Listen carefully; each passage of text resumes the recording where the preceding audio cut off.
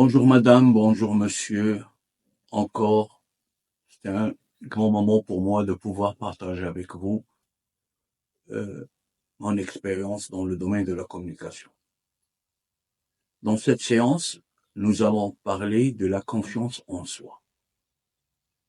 Je me rappelle avoir dit dans la première vidéo, la confiance en soi, c'est de pouvoir reconnaître son potentiel personnel et professionnel et le développer tout en essayant de corriger certaines imperfections. Vous allez me dire, oui, on le sait, est-ce qu'on le fait?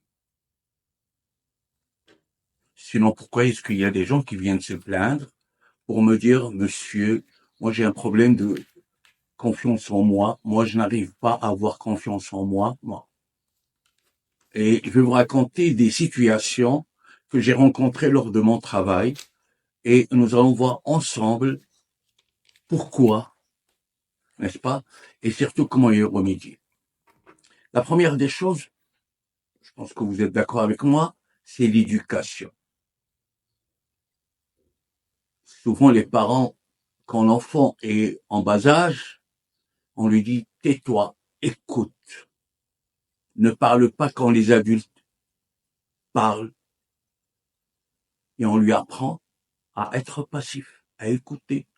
On lui dit même, Dieu nous a créé une bouche pour parler, mais deux oreilles pour écouter. Donc il faut écouter plus qu'on ne parle. Un enfant obéissant ne fait que ça. Il applique, il s'applique. Et puis, quand il avance dans l'âge, quand il s'ouvre sur d'autres situations, il n'a pas le courage de s'exprimer. Pire encore, il y a aussi la société, le milieu dans lequel on évolue.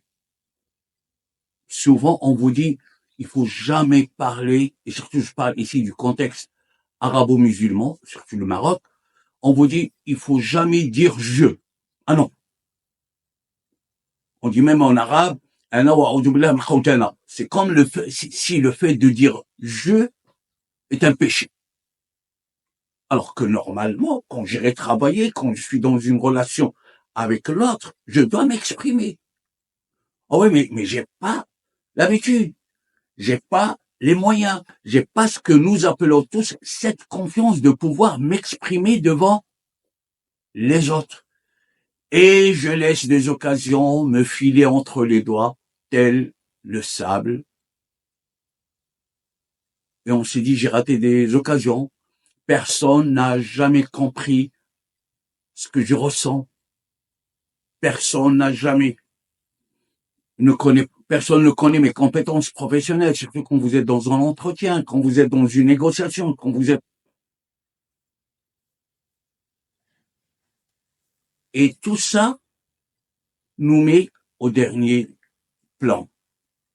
Les autres viennent s'exprimer, et surtout nous le constatons au Maroc et peut-être dans certains pays arabes, que les Occidentaux, ils ont plus le courage de s'exprimer, de parler de leurs compétences, de parler de ce qu'ils savent faire, qui ne sont pas toujours meilleurs, mais eux au moins ils savent en parler. Nous, non, on n'en parle pas.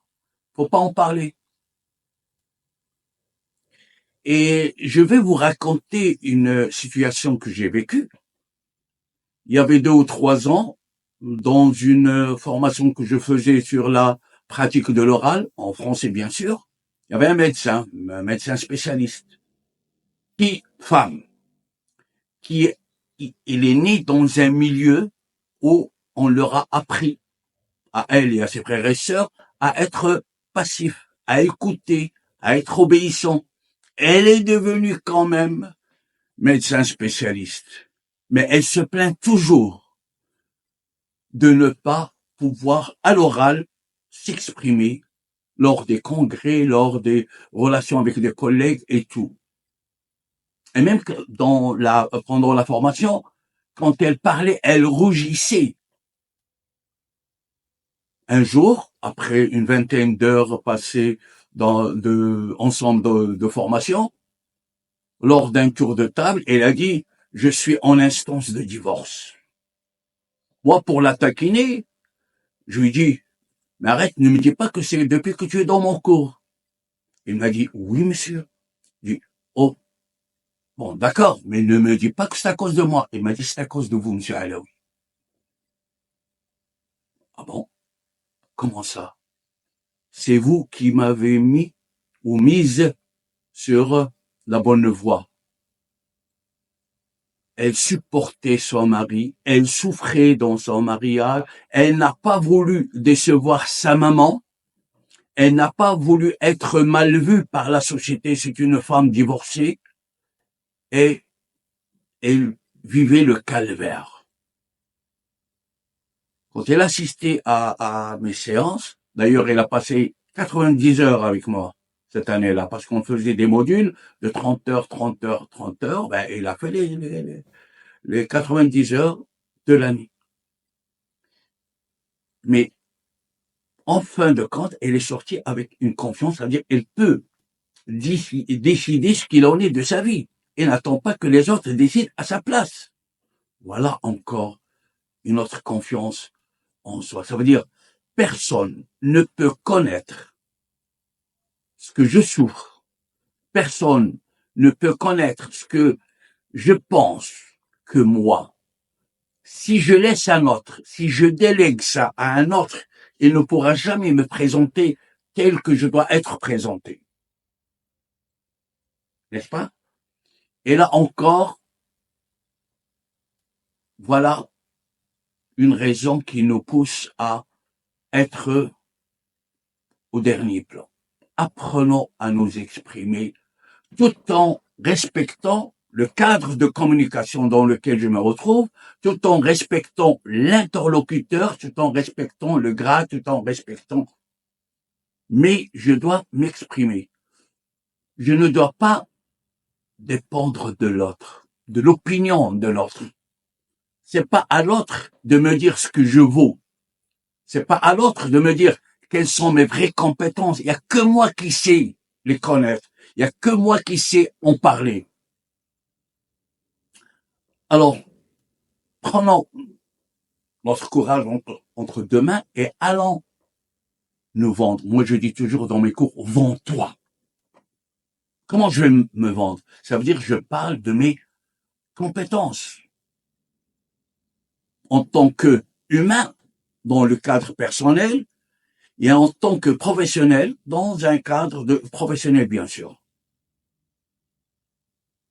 Vous savez, on a eu cette habitude de demander toujours l'opinion de l'autre, de ce que l'autre pense, de ce que nous faisons. Comment je m'habille? Qu'est-ce que tu penses de ce que je porte? Je me coiffe. Qu'est-ce que tu penses? Qu'est-ce que tu penses? Et j'arrête jamais de demander à l'autre ce qu'il pense de moi. Mais je ne me demande jamais ce que moi-même je pense de moi-même. Est-ce que vraiment j'ai besoin de l'autre? Est-ce que vraiment j'ai besoin de l'opinion de l'autre? C'est nous qui donnons à l'autre le pouvoir d'avoir du pouvoir sur nous. On lui donne le pouvoir et lui, il utilise ce pouvoir qu'on lui donne pour exercer un pouvoir sur nous. Soit dans l'amour. Je t'aime, si tu me quittes, je vais me tuer. Bah, tue-toi, tu peux te tuer, mon ami. C'est quoi ça? Et lui, il en abuse. Il sait que tu l'aimes. Il sait que tu peux pas le quitter. Il sait, il en abuse. La même chose dans l'amitié. Tu es mon ami, si tu me quittes, je vais devenir fou ou folle. Et c'est quoi ça? Pourquoi est-ce on se fait du mal? Nous cherchons à appartenir sans s'appartenir soi-même. Je veux appartenir à un clan, je veux appartenir à une société, je veux appartenir à je ne sais quoi, et je me laisse comme, désolé pour le mot, comme une conne ou comme un con. Je me laisse quoi? Je me laisse maltraiter par les autres. J'accepte à condition qu'on veuille de moi. Vous savez, l'autre, moi je le dis, il y a beaucoup de gens qui sont pas d'accord, ça c'est leur problème. Moi je dis, l'autre n'est qu'accessoire. L'autre, en général. Parce que je suis venu au monde un jour, et je partirai un autre jour. Personne ne mourra à ma place. Moi, je dis, l'autre, il est accessoire. Que veut dire accessoire? Il vient là pour embellir ma vie. Ça peut être, ou embellir. Alors, c'est comme quand je mets une gourmette, quand je mets une alliance. Bon, l'alliance, elle est bien. Mais tant qu'elle me dérange pas, tant qu'elle me serre pas le doigt, tant qu'elle me fait pas mal, je la garde. Mais si un jour elle me serre le doigt, elle me fait souffrir, je l'enlève. Voilà. Et je continue à vivre sans mon alliance, sans l'autre qui est toxique, sans l'autre qui cherche à me faire souffrir, sans l'autre qui me veut que du mal sous un prétexte ou un autre. Mes amis, vous voulez avoir confiance en vous, il suffit, c'est facile. Il suffit seulement que vous preniez le temps d'être avec vous-même. Au lieu d'aller, de chercher des amis, de téléphoner à des amis pour aller prendre un café, prenez le temps de prendre un café avec vous-même. Prenez le temps de vous regarder, de vous toucher, de vous admirer, de vous applaudir quand c'est nécessaire. Vous êtes toute seule ou tout seul dans la salle de bain, vous êtes en train de vous brosser les dents, vous êtes en train de vous laver le visage, et puis vous avez cette envie de dire à vous-même bravo. Parce que vous sentez que vraiment vous le méritez. Vous avez bien travaillé, vous avez fondé une famille, vous avez été le bon collègue, vous avez été la bonne collègue, vous avez été tout ça, et vous avez fait de votre mieux. C'est pas pour que les autres vous applaudissent. Non. C'est pour que vous soyez fiers de vous-même. Pour que vous soyez fiers de votre passage dans la vie. Voilà, moi, ce que j'appelle une confiance en soi. Eh ben, je suis désolé, on a toujours besoin de l'autre. Vous êtes chez vous, vous avez envie de rester à la maison, vous avez envie de ne pas sortir, il y a une amie ou un ami qui vous téléphone. Alors bonjour, ça va, tu fais quoi toi? Ben, je me repose, je suis chez moi, je me repose. Ah non, non, non, non, hein. Va prendre ta douche, change-toi, je vais venir dans un quart d'heure. On va sortir. Toi, t'as pas envie de sortir. Tu veux pas sortir. Mais pour garder cet ami, tu acceptes. Tu sors malgré toi pour lui faire plaisir. Tu sais que le lendemain, tu as un travail à faire, que tu vas te tuer dans ton travail, et au lieu de te reposer, tu vas essayer de faire plaisir à un ami, à une amie. Et je trouve encore ça, c'est on se fait du mal à soi-même. T'as pas besoin des autres. Vous savez, moi j'ai l'âge que j'ai, mais mes amis, ils sont comptés sur le bout des doigts. Et je ne vais les voir qu'au moment où eux, ils sont disponibles, moi je suis pas, et moi je suis disponible. Pour un petit moment, et après, mais il y a des fois quand vous baissez, ou bien vous ouvrez les portes aux amis, et je pense que c'est plus dans la société occidentale que dans la société arabe et marocaine, eh ben là, ces amis, croyez-moi, ils vous apportent pas toujours que du bien. La première cigarette, c'est toujours à cause d'un ami ou d'une amie.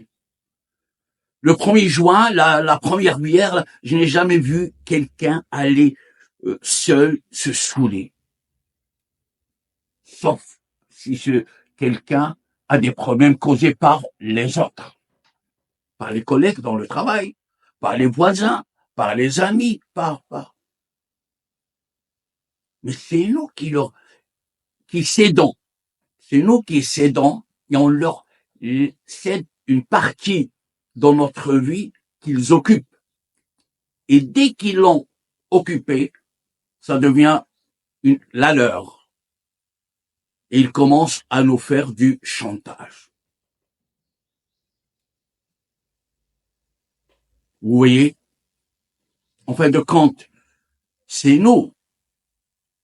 Si on a un problème de manque de confiance en nous, c'est à cause de nous. Prenons le temps, mes amis, à être seuls avec soi-même. Prenons le temps de se féliciter. Prenons le temps de se réprimander, de se dire, mais vraiment, tu es con, ou tu es conne, qu'est-ce que tu as fait? Et quand tu arrives à créer ce réseau de communication avec toi-même, dans des situations personnelles ou professionnelles, tu vas te corriger parce que tu es convaincu des décisions que tu as prises, tu es convaincu des erreurs que tu as commises et tu vas essayer de te corriger. Mais si tu laisses l'autre te dire à tout moment ce que tu vaux, tu risques de ne pas tomber sur la bonne personne. Vous savez, quand on demande un conseil, il y a ceux qui vous donnent un conseil parce qu'ils ont des compétences dans le domaine, ils peuvent donc vous donner la bonne décision à prendre, et ça, malheureusement, c'est rare. Il y a les autres qui vous donnent des conseils uniquement pour vous montrer qu'ils sont intéressants, même s'ils n'y connaissent rien.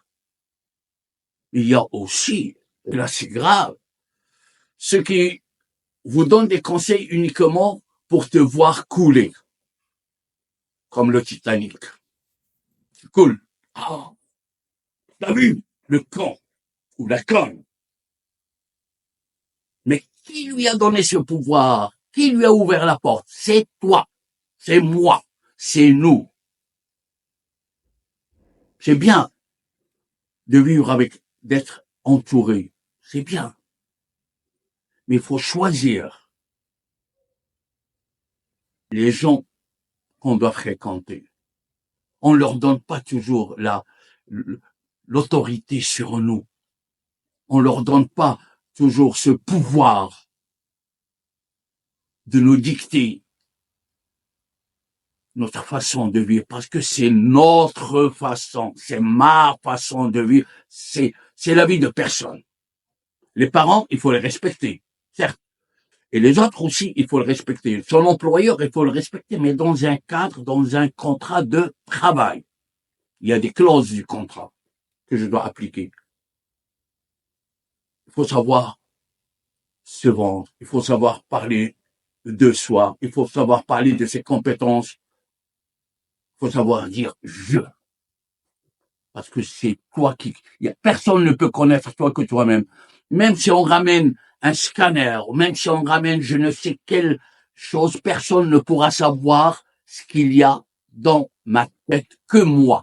Si moi je n'arrive pas à avoir cette confiance en mes compétences, sans chercher à plaire,